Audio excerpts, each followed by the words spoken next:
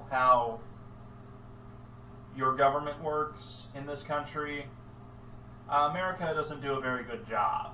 I've never really learned in school how to vote on things, whether or how to call my representatives and when that's appropriate and when it's not. And also, I wasn't really made aware of the process for how a bill becomes law. Schoolhouse Rock gives a summary, but it's a very brief summary, and there's a lot of steps in between. One of the most important being a procedural vote. A procedural vote is a vote on whether or not to proceed on a piece of legislation. It also is a vote on what to do with that piece of legislation, bill. So, when you make a procedural vote, you get to decide whether it goes to committee, whether to have debates, or whether to add or remove amendments. Though there are some restrictions on that now because of a prohibition on something called pork barrel provisions. So that is what a procedural vote is. A procedural vote is a vote on whether or not to proceed on a piece of legislation based on the rules of the chamber involved, whether it's the House, the Senate, or state legislatures, whatever they're doing. A procedural vote is a vote on a bill. A procedural vote is a vote on a piece of legislation. Hold that thought. So, voting. In this document, the Constitution of the United States of America, one that I bought, made in USA from the National Archives. I have read this entire thing, and I can tell you there are,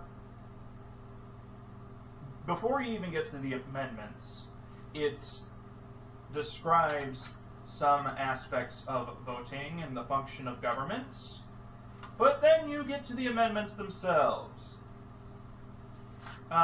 So you have what I would argue is the most important constitutional amendment in modern times, the 14th Amendment, which deals with citizenship, and the 15th, which states that you can't deny people the right to vote based on their race or previous condition of servitude. You have the 17th, which lets the people in their states elect their senators, not their state legislatures. You have the 19th Amendment about giving women the right to vote. You have the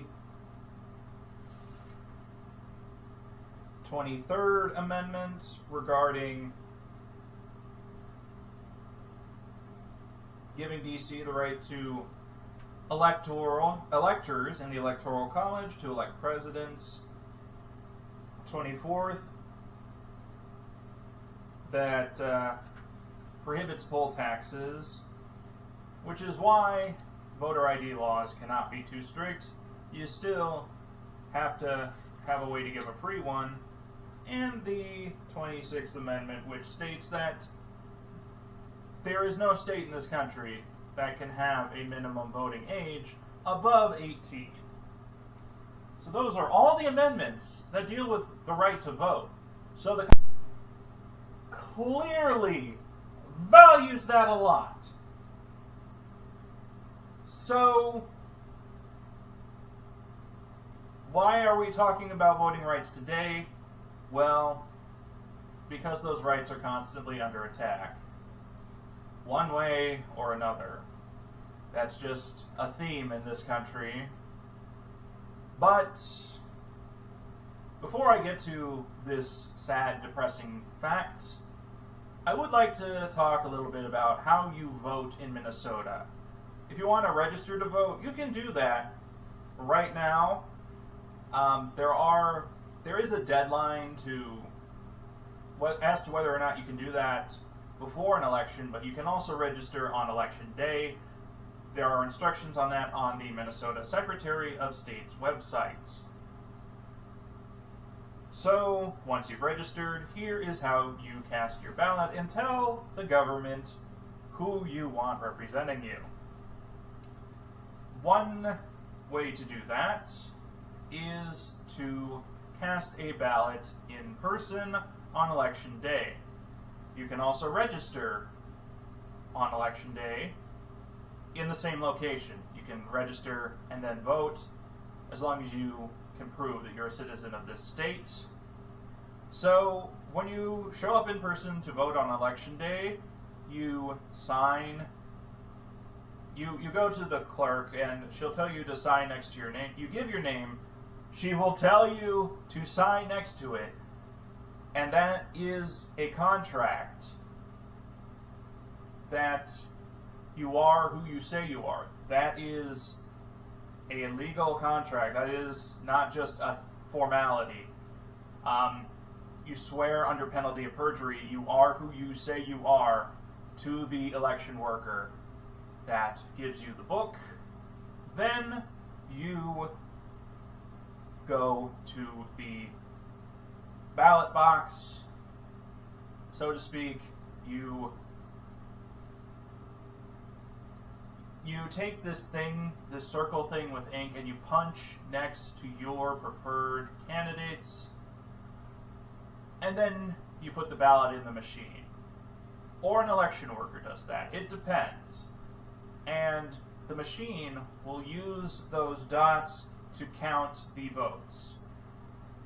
So something could go wrong with this process with the machine counting, but if there is, people are going to know about that. The press is going to cover that. They'll see a big anomaly.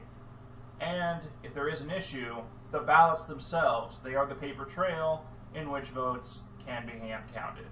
Direct electronic voting should not be a thing, and it's unfashionable and on its way out. So there's that. So that's one way to do it. Another is to get basically the same ballot mailed to you by requesting a no excuse absentee ballot on the Secretary of State website.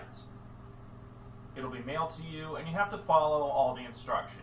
In 2020, you needed a witness to sign off on the ballot before sending it back. Actually, no, you didn't. You did not need to have a witness sign your ballot so you can send it in the mail, though that is not the most difficult thing in the world. In fact, you can have one person signing off on a bunch of ballots. That's perfectly legal. But that said, that wasn't an issue in the 2020 elections. You didn't need a witness signature. You just got the ballot. You followed the instructions. You put it in the envelope. You sent it back.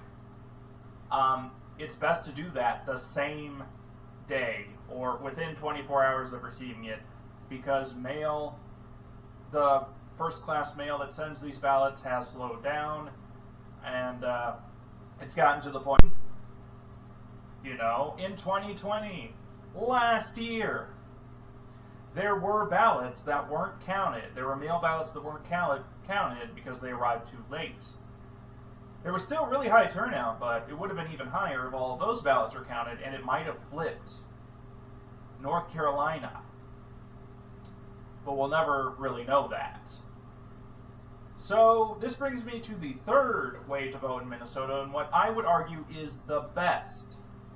The best way to vote in Minnesota is to show up in person early, before Election Day. You do all the stuff I described about voting on Election Day in person, except you go to a polling location, the one on the Secretary of State website, and you do that early. You go through all of that. Your ballot will be in the machine. The formal count won't be until Election Day, but it'll be stored securely, ready to go, and it might even be pre-counted by the machine. But that is the best way to do it, because you know you did it, you know it went in, and you know that it's there and will be counted.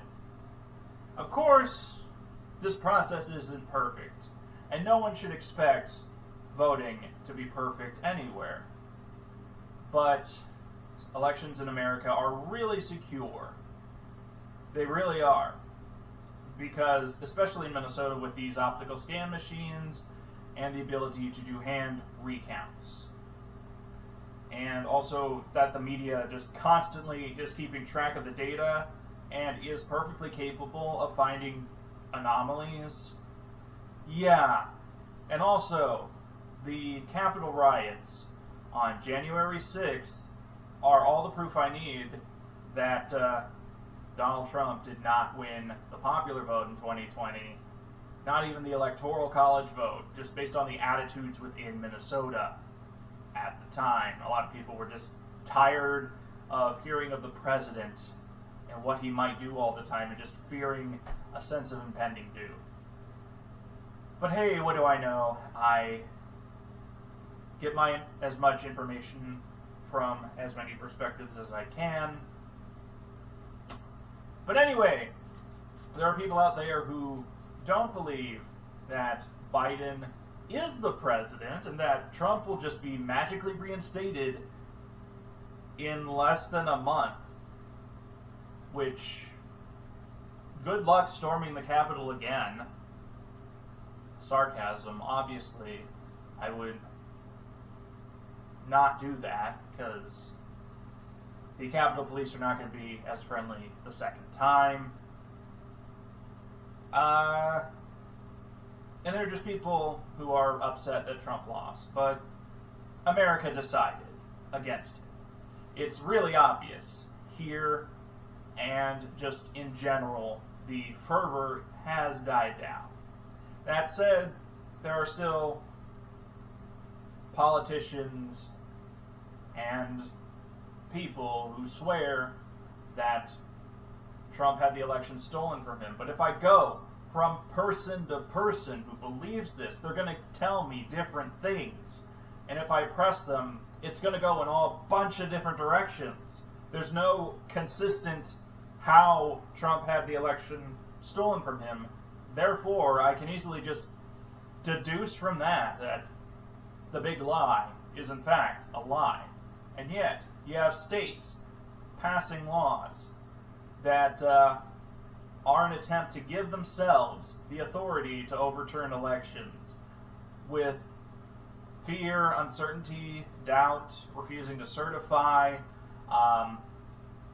making election officials follow ridiculous standards that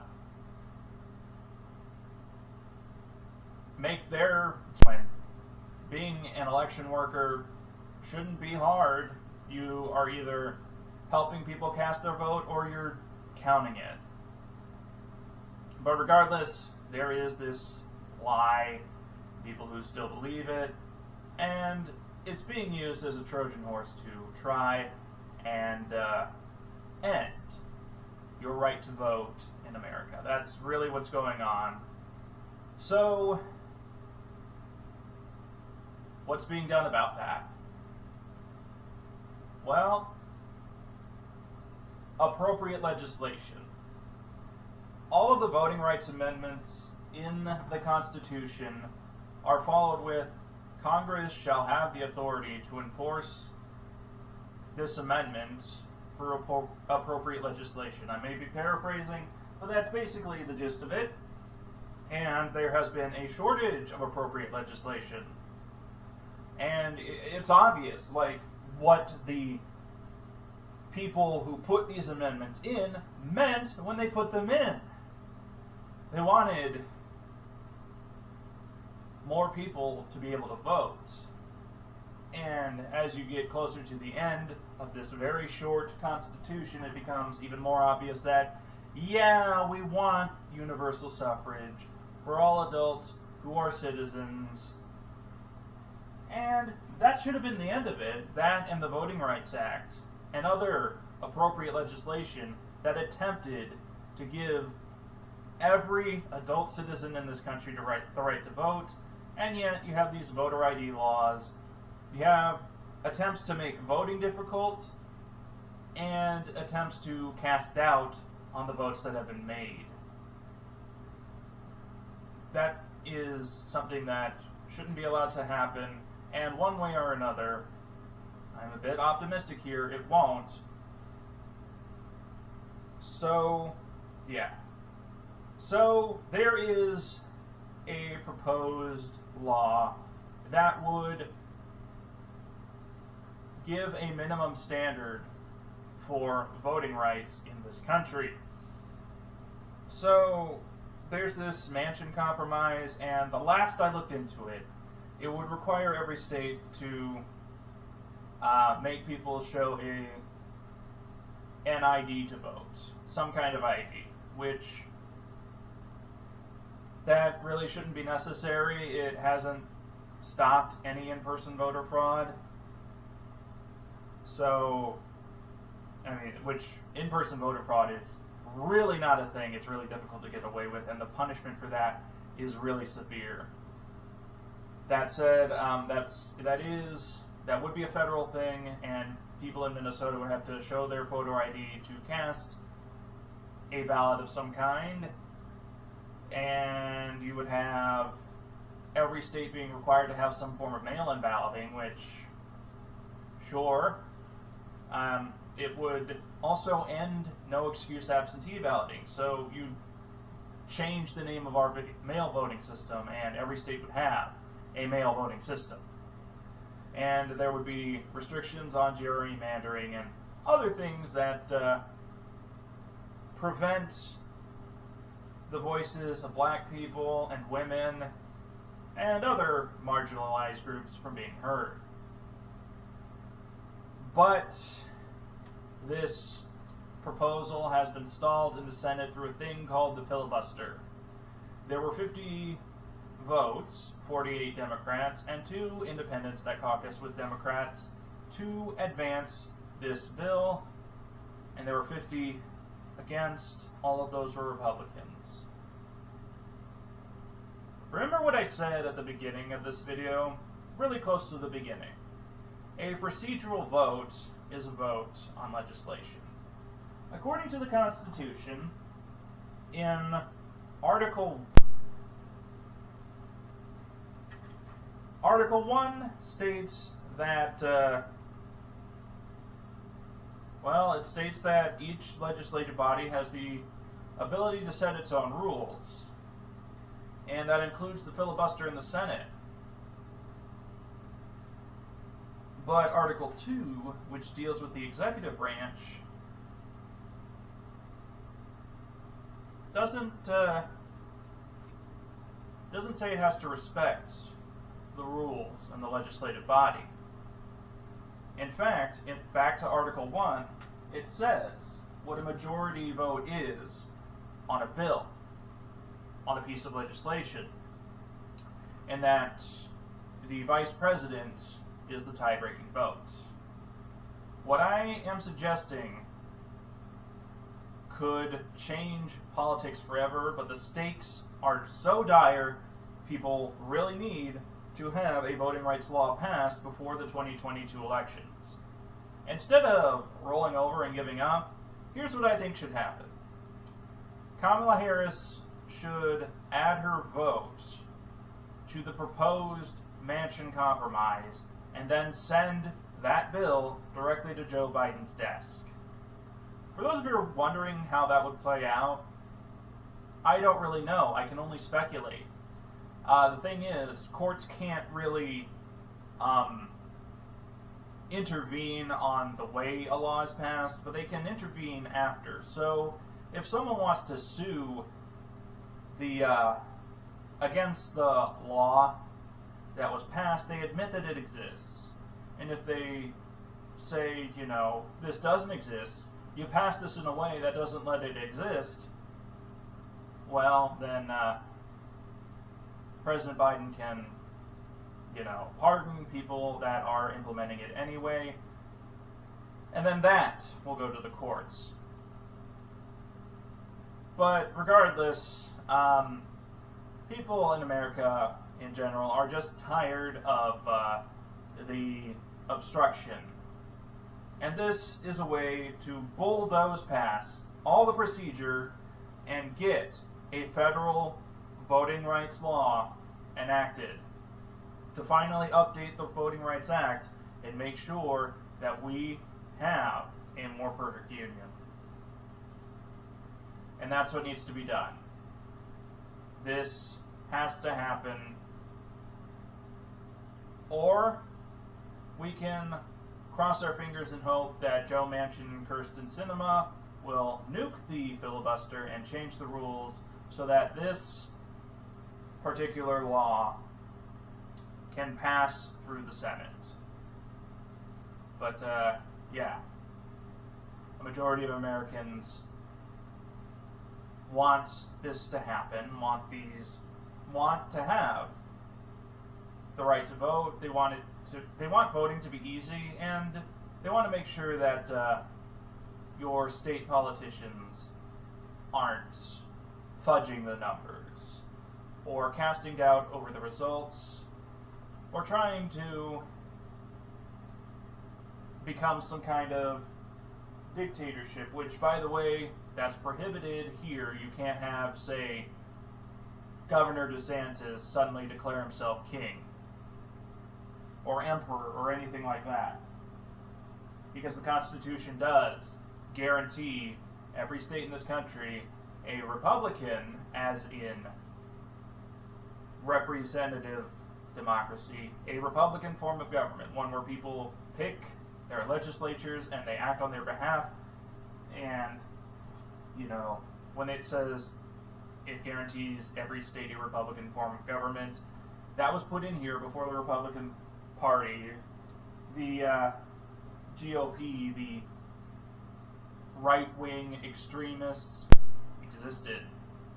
So that is the Minnesota perspective on how voting rights need to be updated. If Manchin and Sinema don't want to do this, well, too bad. If they keep up with the shenanigans and gridlock, well, Kamala Harris can just take it to Biden's desk with her vote. And she should. So that's it for this video. One more thing I would want to point out is, yeah, that might cause Manchin and Sinema to not support future legislation, but that's a risk I am willing to take, because in the end, making sure that America doesn't become a dictatorship is more important than anything else right now. And I love this country, and let's keep it that way.